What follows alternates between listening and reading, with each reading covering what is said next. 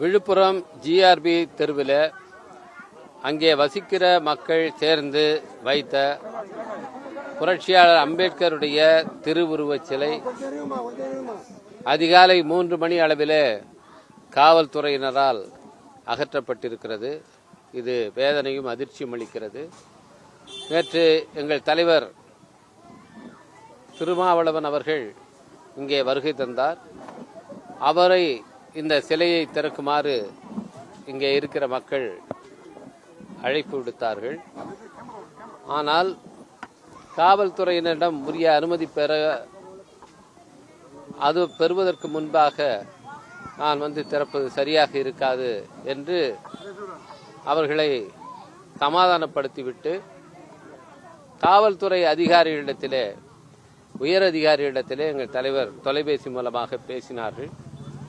அப்படி பேசுகிற நேரத்தில் அந்த சிலைக்கு கூடிய விரைவிலே 1 மாதத்துக்குள் நாங்கள் அனுமதி தருகிறோம், அதற்கு பிறகு நீங்கள் திறக்கலாம், அதுவரை அந்த சிலையை மூடி வைக்க சொல்லுங்கள் என்று அதிகாரிகள் அவரிடத்தில் சொன்னார்கள்.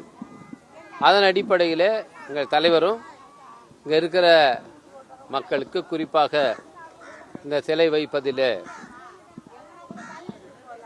முன்முயற்சி எடுத்த திரு சபரிநாதன் அவரிடத்திலும் எங்கள் தலைவர் சொன்னார்கள், அந்த சிலையை மூடி வையுங்கள் என்று எங்கள் மாவட்ட செயலாளர் பெரியார் அவரிடத்திலும் சொல்லி அதை மூடி வைக்க சொன்னார்கள்.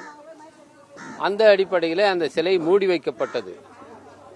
எங்கள் தலைவர் நேற்று திறக்கவும் இல்லை, அதற்கு மாலை அணிவிக்கவும் இல்லை, மக்களிடத்திலே மட்டும் பேசிவிட்டு சென்று விட்டார்கள். அப்படி வாக்குறுதி அளித்தபடி அந்த சிலை மூடி வைக்கப்பட்டிருந்த நிலையிலே அதை விடிகாலையிலே யாருக்கும் தெரியாமல் காவல்துறையினர் அகற்றியிருப்பது மிகவும் வேதனை அளிக்கிறது. இது தேவையில்லாமல் இந்த மக்களிடையே ஒரு பதற்றத்தையும் அதிருப்தியையும் ஏற்படுத்தி இருக்கிறது. இந்தியாவில் வேறு எந்த மாநிலத்திலும் புரட்சியாளர் அம்பேத்கர் சிலையை வைப்பதற்கு எந்த தடையும் கிடையாது. எல்லா மாநிலத்திலும் அனுமதி கேட்டால் உடனடியாக கொடுக்கிறார்கள். ஆங்காங்கே சிலைகள் திறக்கப்படுகின்றன. குறிப்பாக ஆதிதிராவிட மக்கள் குடியிருக்கிற இடங்களில் அம்பேத்கர் சிலைகள் வைப்பதற்கு எந்த பிரச்சனையும் இல்லை. தமிழ்நாட்டிலே மட்டும்தான் இப்படி ஒரு தடை இருக்கிறது. குறிப்பாக தென் மாவட்டங்களில் நடந்த கலவரங்களின் அடிப்படையில் அமைக்கப்பட்ட நீதிபதி தலைமையிலான ஆணையம் அவர்கள் இந்த சிலைகள் எல்லாம் வைக்க வேண்டாம் என்று பரிந்துரை அளித்ததன் அடிப்படையில் தென் மாவட்டங்களுக்கு சொல்லப்பட்ட பரிந்துரையை தமிழ்நாடு முழுவதற்கும் இன்றைக்கு நடைமுறைப்படுத்துகிறார்கள். அது மட்டுமல்லாமல் அம்பேத்கர் சிலைக்கு இரும்பு கூண்டு அமைத்து விடுகிறார்கள். தேர்தல் காலத்தில் இந்த சிலைகள் எல்லாம் மூடி வைக்கப்பட்டன. நான் தலைமை தேர்தல் ஆணையரிடத்தில் அவர் எங்களை அழைத்து பேசுகிற நேரத்தில் இப்படி அம்பேத்கர் சிலைகளை மூடி வைப்பது, காந்தி சிலைகளை திறந்து வைப்பது என்று இருவிதமான அணுகுமுறை கடைபிடிக்கப்படுகிறது. தவறு. காந்தி சிலைகள் திறந்திருக்கும் போது அம்பேத்கர் சிலைகளும் திறந்திருக்க வேண்டும் என்ற வேண்டுகோளை வைத்தோம். அதன் அடிப்படையிலே தான் இந்த முறை தேர்தல் நேரத்திலே அம்பேத்கர் சிலைகள் மூடப்படவில்லை. தமிழ்நாடு அரசு இதிலே ஒரு கொள்கை முடிவை எடுக்க வேண்டும். அதிலும் குறிப்பாக நம்முடைய மாண்புமிகு முதலமைச்சர் அவர்கள் தங்களுடைய கொள்கை தலைவர்களில் ஒருவராக புரட்சியாளர் அம்பேத்கர் அவர்களை அறிவித்திருக்கிற நேரத்தில் அவருடைய ஆட்சியில் இந்த அவலம் தொடர்வதற்கு அனுமதிக்க கூடாது. ஏற்கனவே இதற்கு அரசாணை போடப்பட்டிருந்தால் அதை ரத்து செய்து தலைவர்கள், குறிப்பாக சுதந்திர போராட்டத்திலே ஈடுபட்டவர்கள்,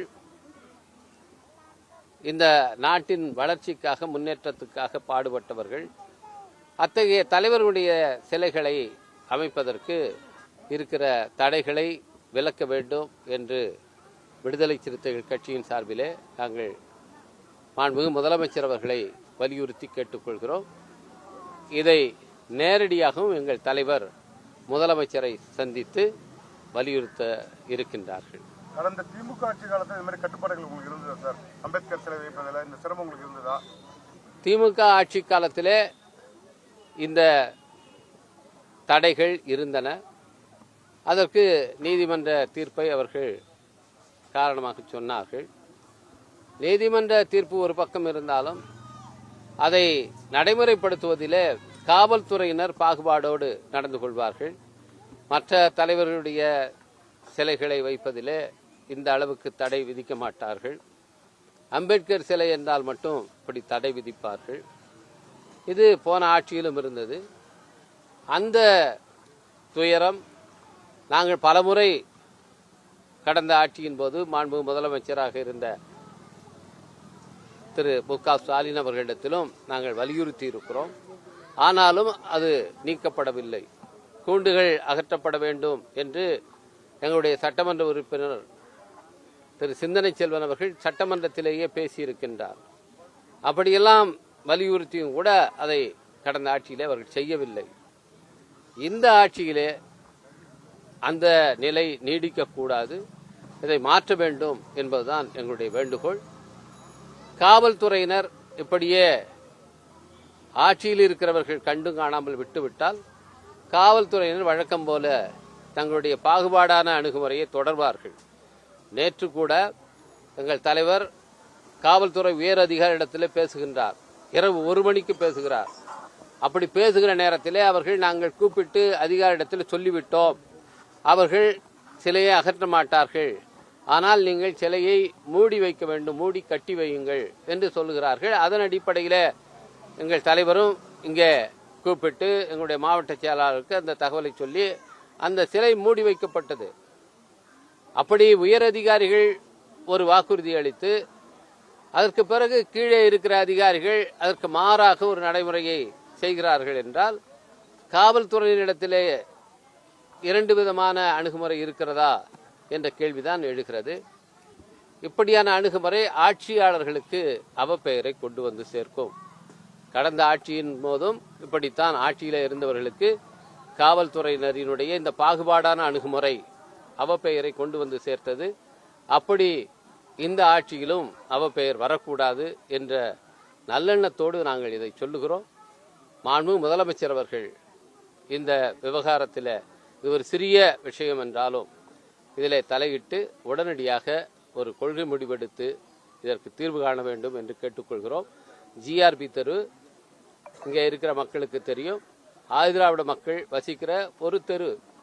அங்கே புரட்சி அம்பேத்கர் சிலையை ஒரு அரை அளவு சிலை அதை வைத்தால் அதை வேறு யாரும் வந்து இங்கே சேதப்படுத்துவதற்கு வாய்ப்பில்லை.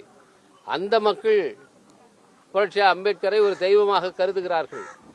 அவர்கள் அந்த சிலையை இங்கு அமைப்பதில் இப்படி தடை விதிப்பது சரியானதல்ல. இது எந்த மாநிலத்திலும் இந்த நிலை இல்லை. இங்கே இருப்பது வேதனை அளிக்கிறது. அனுமதி பெற்று இதே இடத்திலே எங்கள் தலைவர் அந்த சிலையை திறப்பார்கள். அண்ணாமலை ஒரு புதிய இயக்கத்தை தொடங்கி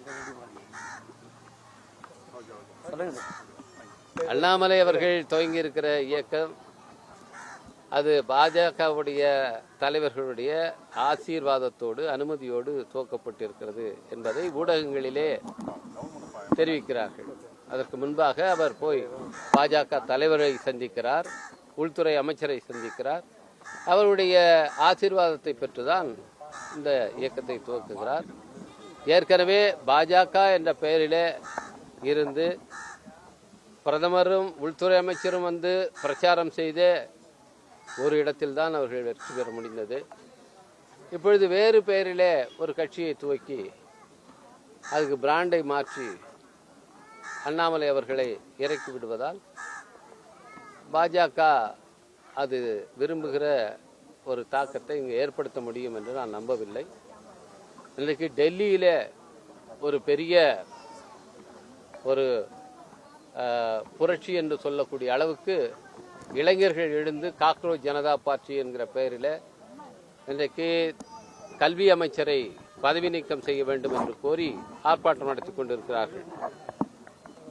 அது ஒரு புரட்சி என்றால் அண்ணாமலை அவர்கள் இங்கே முன்னெடுப்பது ஒரு எதிர்ப்புரட்சி என்றுதான் நாம் சொல்ல வேண்டும். அதிமுக முன்னாள் அமைச்சர்கள் தாவேக்கால தொடர்ந்து இணைஞ்சிருக்காங்க சார். இன்னைக்கு 4 பேர் சேர்ந்திருக்காங்க அதிமுக முன்னாள் அமைச்சர்கள். உங்களோட பார்வை எப்படி சார்? இல்ல, அதிமுகவில் இருந்தவர்கள் எந்த கட்சி ஆளுங்கட்சியாக இருக்கிறதோ அதை நோக்கி பலர் போவார்கள். திமுகவிலும் அப்படி பல பேர் சேர்ந்திருக்கிறார்கள், சேர்ந்து முக்கியமான பதவிகளிலும் இருக்கிறார்கள். இன்னைக்கு சொல்லப்போனா திமுகவில் பாதிக்கும் மேல் அதிமுகவினர் தான் இருக்கிறார்கள். அதுபோல தாவேகாவிலும் கொஞ்ச காலத்தில் அதிமுகவினரே அதிகம் இருக்கிற நிலை ஏற்பட்டாலும் ஏற்படும். தாவேகா என்பது அதிமுகவினுடைய இன்னொரு வடிவமாக ஆனாலும் ஆச்சரியப்படுவதற்கில்லை. அந்த அளவுக்கு அதிகமான பேர் அதிலே சேர்ந்தால் அந்த நிலை தான் ஏற்படும். அதை நிச்சயமாக தாவேகா தலைமை இதை கவனத்தில் கொள்ளும் என்று நான் கருதுகிறேன். அது மாதிரி இடத்துல வந்து சுத்தம் பண்ணி போட்டாங்க சார். அது உடைச்சிட்டாங்க. வேணா அது எல்லாத்தையும் அந்த குச்சியெல்லாம் வாரிச்சு தான் சார் சிலை வச்சு எடுத்துட்டு மறுபடியும் கொடி கட்டியிருந்தாங்க. கொடி கம்மி வச்சிருந்தாங்க. அதை எடுத்துட்டு மறுபடியும் இந்த சிலை தெரு ஜனங்கள் எல்லாம் சேர்ந்து தானே இதை வச்சோம். எடுத்துட்டு போட்டு யாருக்கும் தெரியாது. நடு நேரத்துல வந்து நடு நேரத்துல எடுக்கிறாங்க. ஒரு 10 மணிக்கு எல்லாம் போலிட்டாங்க சார். தலைவர் வந்து பேசினாங்க அவங்க கிட்ட வந்து அது மாதிரி எடுக்கல, அங்கேயே வந்து மூடி வச்சிருங்க, நாங்க அனுமதி கொடுக்கிறோம், அனுமதி கொடுத்ததுக்கு அப்புறம் நீங்க போய் தரங்க, இப்போ அனுமதி இல்லாம திறக்க வேணாம், ஆனா அங்க இருந்து அங்கேயே இருக்கட்டும், அது மூடி கட்டி வச்சிருங்க அப்படின்னு சொல்லி அப்படி சொன்னாங்க. ஆனா இப்ப தலைவர்கிட்ட சொன்னதுக்கு மாறா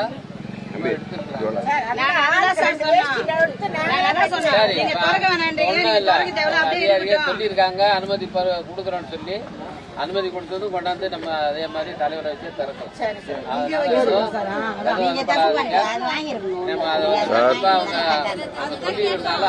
Visika MP sir Ravikumar sir இந்த சிலை அம்பேத்கர் சிலை அகற்றும் ஆமா sir Visika MP sir Ravikumar. ஆமா சார் அது நேற்று காலையில் அம்பேத்கர் சிலை எடுத்துட்டாங்களே சார், அந்த இடத்த வந்து நேரில் விசிட் பண்றாரு சார். கொஞ்சம் சொல்லுங்க சார், லைவ் வருது. ஆமா ஆமா லொகேஷன் தானே. ஆமாண்ணா ஆமாண்ணா ஆமாண்ணா. அவங்க வந்து திறக்கவும் இல்லை, அவங்க மாலை போடவும் அதே உள்ள வந்து மாலை போட்டு திறந்தா இது எவ்வளவு இது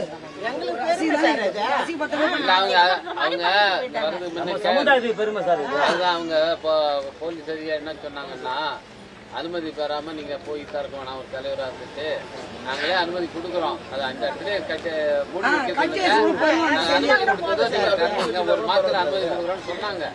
அதன் அடிப்படையில தான் தலைவர் அங்கே பார்த்துட்டு போனாங்க. அவங்க சொன்னதுக்கு மாறா வந்து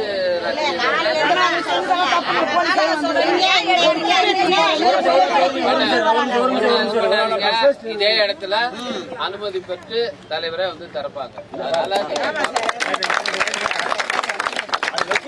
3 நாள் ஆகுது சார். அப்பெல்லாம் யாருமே கேள்வி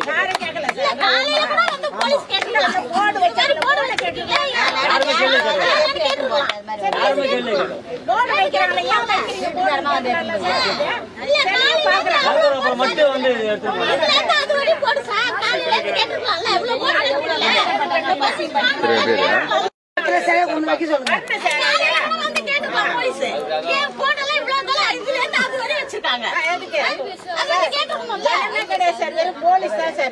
தெருவில் நாங்க வைக்கிறோம்.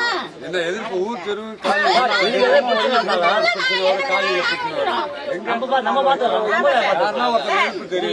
இந்த இடத்துக்கு இடைஞ்சல் யாரும் கொடுக்க மாட்டாங்க. தண்ணி கிடையாது, அதை கேட்க யாரும் இல்ல. காலையில கொண்டா மந்திரி வந்து போறாரு, குடிக்க தண்ணி கிடையாது, வாய்க்கு அடைஞ்சு போய் கிடையாது பாருங்க சார். எவரா ஒருத்தர் வந்து போறாரு, இதெல்லாம் விட்டுட்டு இதுல வந்து கம்ப்ளைண்ட் பண்ணாதானே நீங்க சொல்லுங்க. கண்டிப்பா ஒரு மாதம் சொல்லியிருக்காங்க. அனுமதி கொடுத்த தலைவரே வந்து அங்க தர வேண்டும். 1 மாசம் ஆகும். இருண்ணா ஒரு இருண்ணா மாசத்துல அனுமதி கொடுக்கணும்னு சொன்னாங்க. ஒரு வாரத்துல அனுமதியை வாங்கி அங்க தர ஏய் பாப்பா அவங்களாம் யாரு ஒரு மாசம் தேவையில்ல. கண்டிப்பா தரணும். எல்லாரும் கேள்வி கேட்பாங்க, இங்க யாரும் பதில் சொல்ல மாட்டாங்க. அண்ணா நிழலுக்கு போயிடலண்ணா எடுக்கலாமா 3:30 மணிக்கு அழுகுது. என் கண்ணு ஒன்றும் தண்ணி வருது. நீங்க 3:30 மணிக்கு சார் எடுத்துன்னு போறாங்கன்னா அது 3:30 மணிக்கு